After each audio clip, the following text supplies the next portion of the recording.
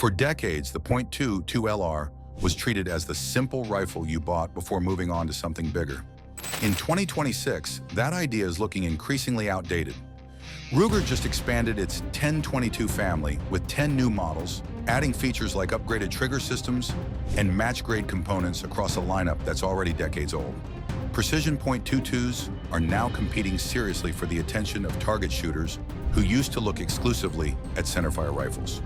AR-style .22s have carved out their own following among shooters who want a familiar layout without the ammunition cost. Classic lever guns in this caliber remain genuinely popular rather than fading into novelty status.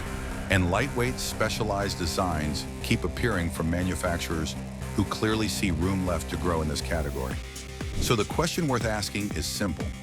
Why are so many manufacturers still investing serious engineering into a cartridge that's more than a century old? If you enjoy documentaries that actually explain why firearms matter instead of just listing them, subscribe to Tactical Frontier.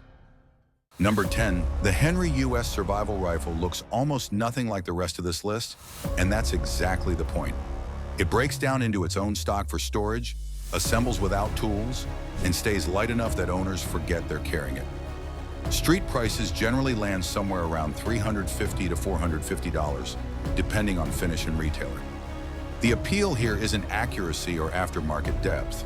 It's the fact that a rifle this specialized still finds a genuine audience in 2026, proving the .22 LR market has room for designs built around a single, narrow purpose rather than broad appeal. The obvious limitation is that it isn't meant to compete with a dedicated range rifle on precision or comfort, but that was never the argument being made in the first place. Number 9.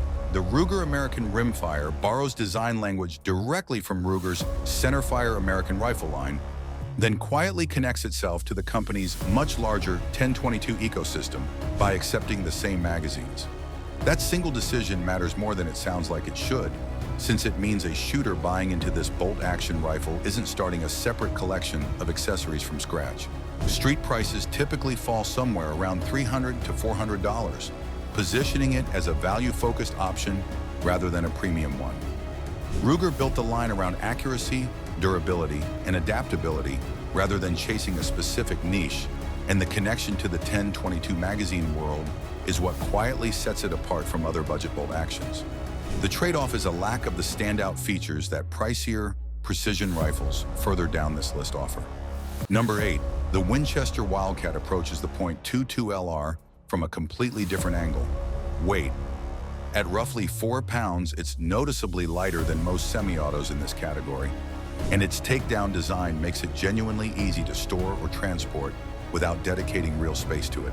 Street prices generally sit around $250 to $300, which puts real pressure on more established semi-autos sitting at similar price points.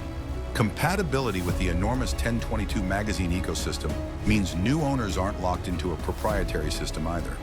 The rifle stands apart specifically because modern manufacturing let Winchester rethink what a semi-auto .22 could weigh and how compact it could become, rather than simply refining an older formula. The honest drawback is that a lighter build sometimes means less refinement in the trigger and overall fit compared to heavier competitors. Number 7. The Henry Classic lever action carries a completely different flavor into this list than anything discussed so far. Chambered for .2, two short, long, and long rifle, with a 16-inch barrel and a weight under 5 pounds, it carries genuine American lever action heritage rather than modern engineering shortcuts. MSRP sits around $457, with street prices typically landing a bit under that depending on retailer. This isn't a rifle built to compete on accuracy specs or magazine capacity. It's built around the enjoyment of the platform itself, and the .22 LR chambering makes that traditional lever action experience considerably more accessible than it would be in a centerfire caliber. The drawback here is capacity and reload speed compared to a detachable magazine rifle, a trade-off owners of this platform generally accept without much complaint. Number 6. The Savage Mark II makes a straightforward argument. Serious rimfire shooting doesn't require spending $600 to $900 to get started. Street prices generally fall in the $200 to $300 range, with certain configurations like the FVSR commonly landing in the high 200s. What it delivers for that price is the fundamentals of a genuine bolt-action rifle, rather than a stripped-down compromise. And its accuracy reputation has held up well enough that plenty of shooters never feel pressure to upgrade beyond it. That's a meaningful claim in a category where precision rifles routinely cost 2 or 3 times as much. The honest limitation is refinement, since features like adjustable triggers and premium barrels are reserved for pricier rifles elsewhere on this list. But for shooters focused on fundamentals rather than extras, this rifle keeps proving the entry point doesn't have to be expensive. Number 5, the Smith & Wesson M and P15-22 looks nothing like a traditional .22, and that's exactly why it earned its place here. Built around AR pattern ergonomics and controls, it gives shooters familiar with modern sporting rifles a way to train, plink, or simply enjoy shooting without the ammunition cost that comes with centerfire calibers. Street prices generally run around $390 to $430, depending on configuration. Its lightweight construction keeps it comfortable during long-range sessions, and its training appeal has made it a genuine bridge for shooters who want AR familiarity without burning through expensive ammunition every session. This rifle helped redefine what a rimfire platform could look like in the first place, moving the category away from strictly traditional designs. The limitation is that some AR shooters find the internals feel noticeably different from a true centerfire platform, since the mechanics underneath the familiar exterior aren't identical. Number 4, the Ruger 10/22 remains the obvious centerpiece of this entire documentary, and for good reason. Since its introduction, it's built one of the largest aftermarkets any rifle in any caliber has ever seen, with stocks, triggers, barrels, and magazines available from more manufacturers than most shooters could ever try. Street prices for the standard carbine generally run around $250 to $350, depending on configuration and retailer, keeping it accessible even after decades on the market. What makes 2026 particularly interesting is Ruger's decision to expand the lineup with 10 new models, adding features like upgraded trigger systems, match-grade bolt releases, and easier-to-clean receivers across an already massive family of configurations.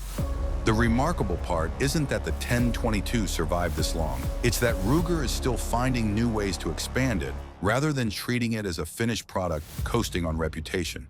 That kind of continued investment is exactly why this rifle remains the benchmark every other semi-auto .22 on this list gets measured against. Number 3. The Tikka T1x MTR takes a completely different approach to the .22 LR, treating it as a genuine training platform rather than a budget rifle. Built around the same design philosophy that made Tikka's centerfire rifles respected among serious hunters and shooters, it carries a smooth action and accuracy reputation that punches well above what most rimfire rifles offer. Street prices generally run around $580 to $630, with MSRP landing near $650 in current market surveys. That's a considerable amount to spend on a .22, and the reason shooters do it comes down to consistency. Training on a rifle that handles like their centerfire setup without paying centerfire ammunition costs every session. The honest question this rifle raises is whether that consistency is worth the premium over cheaper bolt actions on this list. And for shooters serious about precision training, the answer is consistently yes. Number 2, the Bergara BMR pushes the .22 LR even further from its budget rifle reputation. Positioned explicitly as a precision-oriented platform rather than a beginner's option. Available in both steel and carbon fiber configurations, with a 30 MOA rail and threaded barrel options built in, it's priced accordingly, generally landing somewhere between $650 for steel-barreled versions and $900 or more for carbon fiber builds. Bergara markets it towards small-game hunting, target shooting, and precision-focused rimfire work rather than casual plinking, and the rifle's features reflect that positioning throughout. This is where the .22 LR fully sheds its old reputation as a cheap beginner's rifle and starts looking like genuinely serious sporting equipment, built with the same attention to detail Bergara applies to its centerfire lineup. The trade-off is obvious. This price puts it well above what most rimfire shooters expect to spend, and it only makes sense for owners who actually need what the precision build delivers. Number 1, the CZ457 closes this list because it represents where the modern precision rimfire conversation actually starts. Built around an interchangeable barrel system, an adjustable trigger, and a reputation for accuracy that's remained consistent across its many configurations, it's become one of the benchmark names serious rimfire shooters return to again and again. Street prices for the American configuration generally run around $519 to $549, while specialized variants with upgraded features can push considerably higher, into the $900 range and beyond. That range itself tells part of the story, since the platform scales from a serious, general-purpose rimfire rifle into a genuinely specialized precision tool depending on configuration, without ever losing the core reputation that built its following in the first place. Shooters who've tried other precision .22s consistently come back to this one, not because it's dramatically different from its competitors, but because it's proven reliable across enough configurations that trust in the platform runs deep. The .22 LR didn't become more relevant by turning into something else entirely. It became more relevant because manufacturers kept finding new things to build with it. And this rifle is where that entire argument comes together most convincingly. The .22 LR isn't taking over because everyone suddenly needs one. It's taking over because a single, century-old cartridge now serves audiences that have almost nothing in common with each other. The plinker, the trainer, the hunter, the precision shooter, the collector, the traditionalist, and the modern rifle owner can all find a rifle built specifically around what they actually want, often from the same handful of manufacturers. That's not nostalgia keeping this category alive. That's genuine continued investment in a cartridge that refuses to become obsolete. If you want more documentaries breaking down the firearms shaping the market, subscribe to Tactical Frontier.